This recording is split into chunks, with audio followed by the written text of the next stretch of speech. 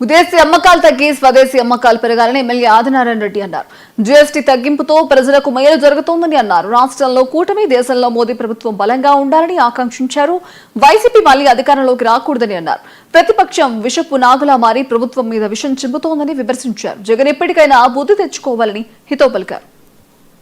కూటమి ఏ విధంగా బలంగా ఉందో ఈ దేశం బలంగా ఉండాలి. మోడీ గారి ఆలోచన బలంగా ఉండాలి. ఆ రోజు పెద్దలు లాల్ బహదూర్ శాస్త్రి గారి మరియు పితామహుడు గాంధీజీ గారి యొక్క ఆశయం నెరవేరాలి.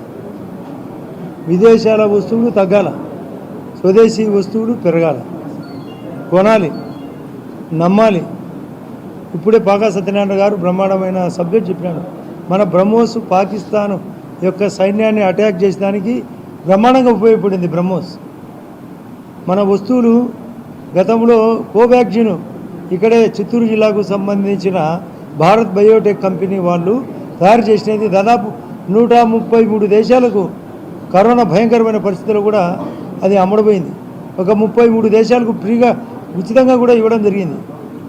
అంటే భారతదేశ సంస్కృతి, భారతదేశ విధానం, జీడిపి పెరిగేదానికి స్వదేశీ వస్తువులు ఉపయోగపడతాయి. ఈరోజే పేపర్లో చూసినాం 6.8% జీడిపి పెరిగింది. ద్రవ్యోల్బణము 2.4కు వచ్చింది. అంటే దరిద్రం తగ్గింది, మంచితనం పెరిగింది. ఇది ముఖ్య ప్రధానమంత్రి గారి ఆలోచన. వికసిత భారత్, వికసిత ఆంధ్ర.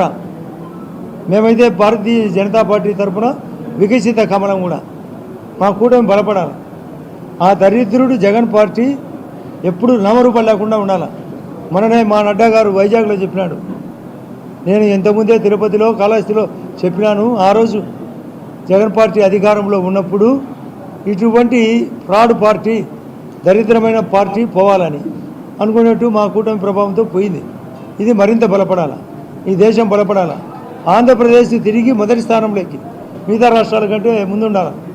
దానికి మరొక గట్టి కారణమే జిఎస్టీ. మన 22వ తేదీ అర్ధరాత్రి నుండి మేము విస్తృతంగా ప్రచారం చేస్తున్నాం. ఇప్పుడే